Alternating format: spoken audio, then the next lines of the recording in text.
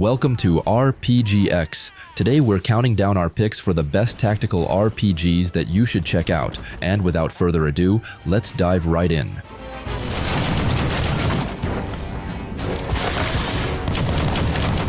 Front Mission 3, Remake.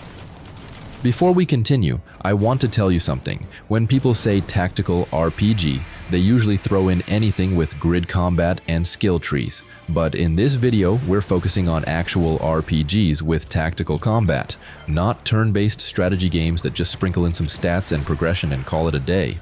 That means role-playing is the core experience, where you build characters, make narrative choices, and live through their journey. So yeah, the tactics matter, but they support the RPG, not replace it. Anyway, this remake is decent if you loved the original back in the day.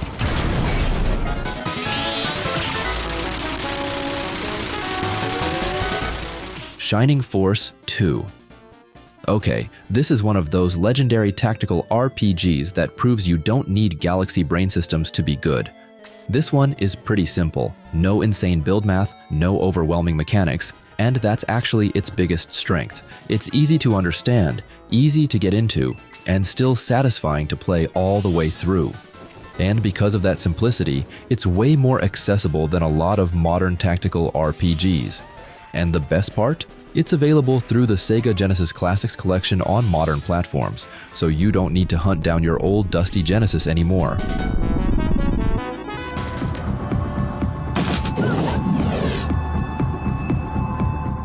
Shadowrun Trilogy. Alright, now if you're wondering why I didn't list them one by one, it's because every game in the trilogy is solid. Instead of splitting hairs, I'm just recommending the whole package. Now let's be real, the first game is easily the weakest. It's shorter, simpler, and a bit rough around the edges, so if you're not a completionist, you can honestly start with Dragonfall or Hong Kong and miss nothing crucial. And yes, this leans into CRPG territory. But don't get it twisted, because these are actual tactical RPGs with deep dialogue, real builds, and meaningful choices.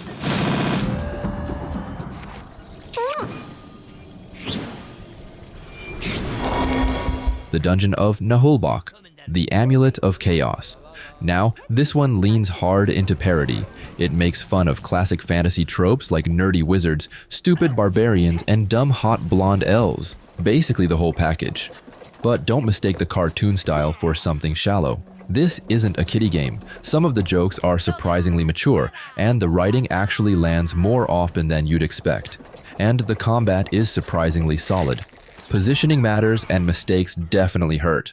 So, yeah, if you're okay with a goofy presentation, don't sleep on this. Hey, not so fast! Of armor. They were naked under their clothes too? Curse. I'm unbeatable. Solasta, Crown of the Magister. Okay, if you prefer your tactics a little more rules-heavy, let's talk about this game.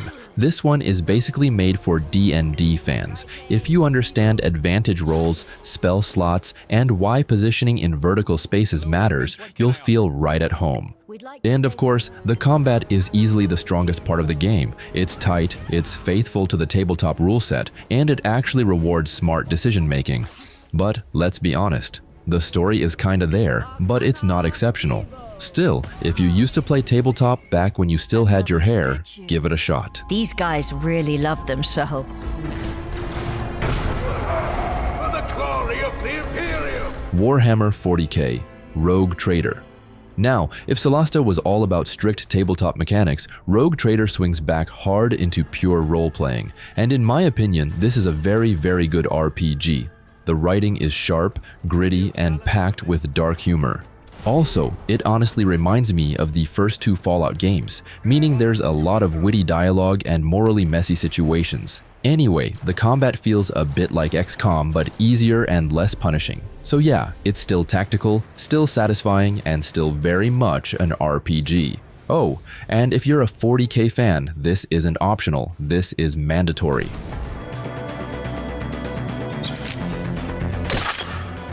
Cyber Knights, Flashpoint. Alright, now this cyberpunk indie is basically the new kid on the block, and it's already building a strong reputation. At first glance, the combat feels a lot like XCOM, which means tight maps, Careful positioning, overwatch traps, and calculated risks. But don't get it twisted, this isn't just mission-to-mission strategy.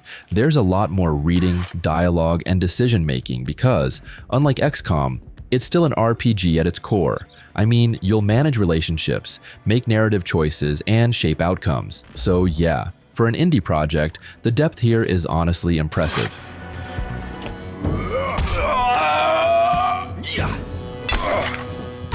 The Banner Saga. Now this Viking tactical RPG might catch some of you off guard. In this game, the combat works a little differently than what most players expect. Sometimes killing an enemy actually makes the remaining one stronger.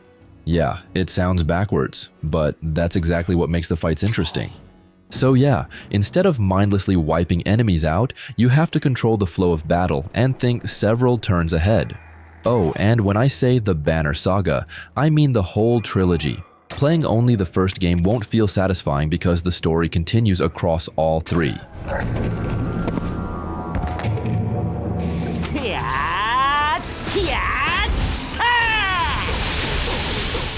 Troubleshooter, Abandoned Children. Okay, this tactical RPG basically feels like someone took the mission structure of XCOM and then stuffed it full of JRPG-style progression systems. I mean, seriously, the character builds here can get pretty wild. It's almost like someone tried to cram the depth of Final Fantasy Tactics into an XCOM-style engine. And surprisingly, it works better than it probably sounds. Now, the story itself is okay, I guess. But let's be honest, the real meat here is the gameplay. So, yeah, if you enjoy deep builds and tactical combat, this one can easily eat hundreds of hours.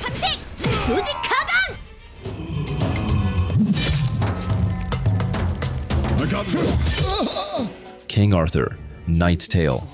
Alright, you may be getting bored here, but here's another RPG that clearly took inspiration from XCOM, with a dark Arthurian setting as its flavor.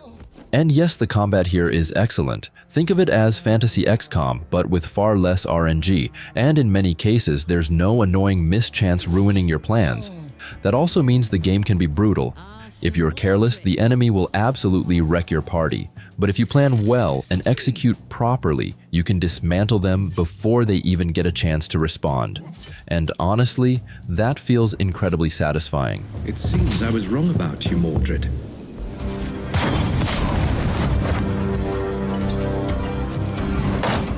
Expeditions, Rome.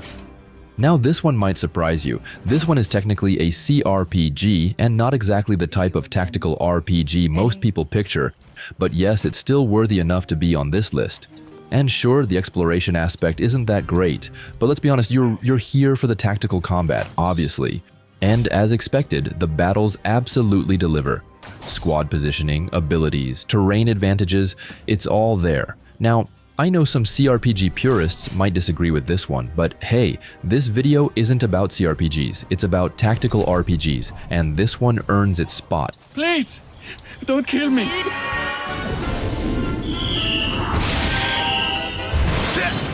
Disgaea 5, Alliance of Vengeance. Among the many entries in the series, this one is often praised as the best so far. Fans love it for the insane character builds, ridiculous damage numbers, and the kind of grinding that can easily eat hundreds of hours. But now, let's be honest, if you hate grinding or you can't stand the series' over-the-top silly humor, this one is probably a no-go. So even among tactical RPG fans, the whole series is still a niche. Yeah, it's not everyone's cup of tea, but if you do enjoy this kind of madness, this is what you need.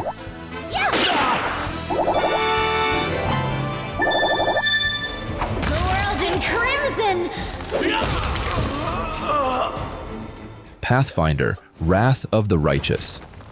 Okay, if you're looking for something chill, you might want to stay far away from this game. This game is absolutely not for beginners. It's dense, complicated, and perfectly willing to destroy you if you're not ready to invest serious time, energy, and probably a bit of your mental health. I mean, the character builds alone can feel like doing homework, and the difficulty can be brutal if you don't understand the systems. So yeah, if you're new to CRPGs, this might not be the best starting point, but for hardcore nerds and basement dwellers, this is basically paradise.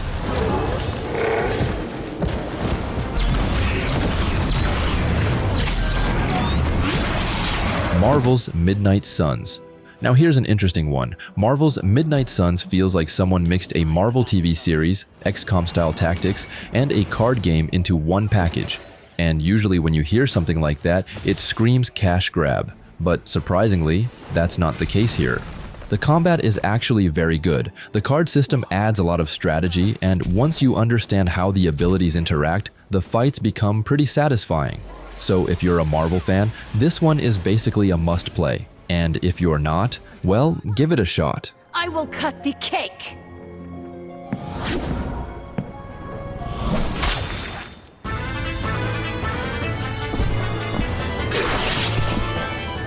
Fire Emblem, Path of Radiance. Among the many entries in the series, this one is often considered one of the most praised Fire Emblem games ever made. While some games on this list lean heavily toward gameplay systems, this one shines more through its story and characters. But don't get the wrong idea, the gameplay is still excellent. The tactical battles remain tight, challenging, and rewarding, and thankfully it's much easier to play today. The game is available on the Nintendo Switch online service. So if you don't mind jumping into a title that's over 20 years old, I think you should get this one.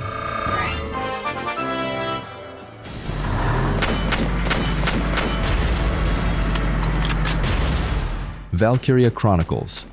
Now, here's a game that does things differently. This one mixes tactical gameplay with real-time movement, and surprisingly, the hybrid system works really well.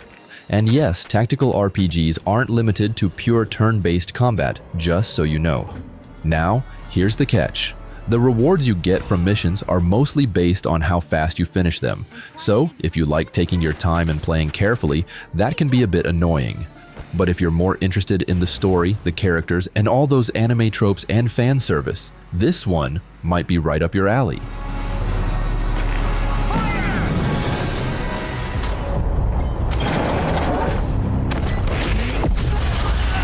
Wasteland 3. Now, this game is like that one perfect meal. You know, not flashy, not experimental, just cooked exactly right. The combat's tight, the writing's sharp, and the pacing never overstays its welcome. Basically, everything just works. However, here's the thing. It's also kinda forgettable. Like, yeah, you enjoyed every bite, but 2 weeks later, you're like, wait, did I actually finish that game? But still, if you want a solid, well-balanced, isometric tactical RPG that respects your time and delivers a damn good experience, this game definitely won't disappoint. Just don't expect lasting emotional damage. With the powers in me. Triangle Strategy. You've probably seen this game show up on just about every best tactical RPGs list out there, and honestly, it deserves the attention. The game puts a huge focus on story, choices, and political drama. Now, the battles themselves aren't as dense or mechanically crazy as something like Final Fantasy Tactics or XCOM, but they're not meant to be constant adrenaline rushes either. Instead, they're part of a bigger narrative experience. You move through long story segments, big decisions, and then major battles that actually matter. One thing though, this game is slow-paced, so think about that before jumping in. The Lady Frederica.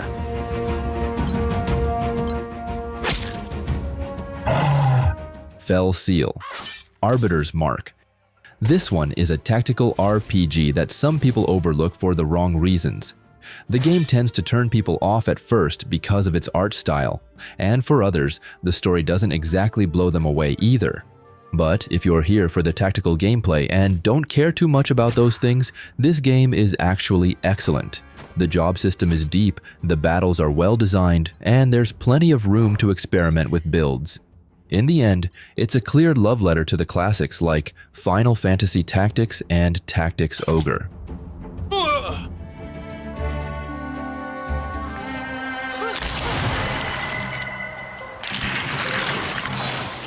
Wildermyth.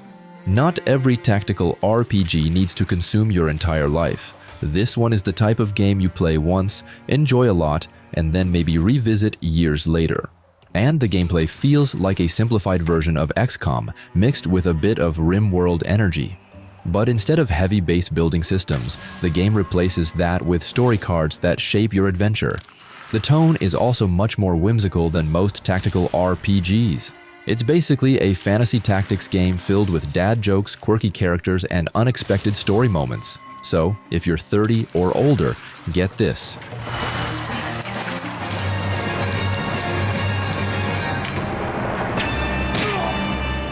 Tactics Ogre Reborn. Okay, this popular JRPG comes with a bit of controversy. Some fans of the original game, or especially the PSP version, weren't too happy with this release. It changes several mechanics that longtime players were already comfortable with, and that rubbed a lot of people the wrong way. But at the same time, the game improves quite a few things as well. Quality of life upgrades, smoother pacing, and some mechanical adjustments make it easier to approach for modern players. So if you've never played Tactics Ogre before, this might actually be the best version for you. You're dumb fool. Final Fantasy Tactics, the Ivalice Chronicles. Few games define the genre like Final Fantasy Tactics. The original was already one of the most beloved tactical RPGs ever made, and this version finally makes it far easier to experience on modern platforms. And it's not just a simple port either. This remaster comes with a bunch of quality of life improvements and some expanded content that smooths out the experience without ruining what made the original great. So if you somehow missed this classic before, now's the perfect time to jump in. At the end of the day, it's basically a beautiful recreation of an already beautiful game.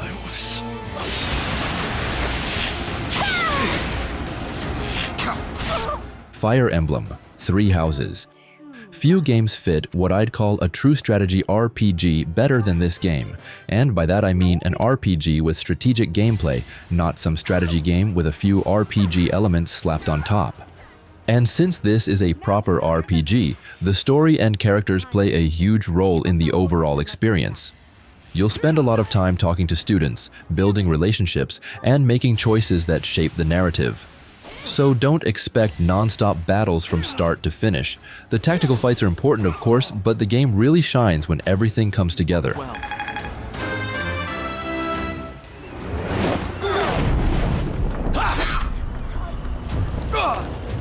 Divinity, Original Sin 2, Definitive Edition. Most gamers have probably never touched this game. Hell, a lot of them probably haven't even heard of it, but in the RPG world, it's widely considered one of the best CRPGs ever made. The writing is sharp, the choices actually matter, and the turn-based combat is genuinely fun instead of feeling like a chore, and the tactical side is where it really shines. With the right positioning, abilities, and environmental tricks, you can turn what looks like an impossible fight into a completely winnable one. So yeah, it's not your typical tactical RPG, but it's absolutely worth playing. Tormented. Baldur's Gate 3. Now, this is the isometric CRPG that brought real RPGs back into the spotlight.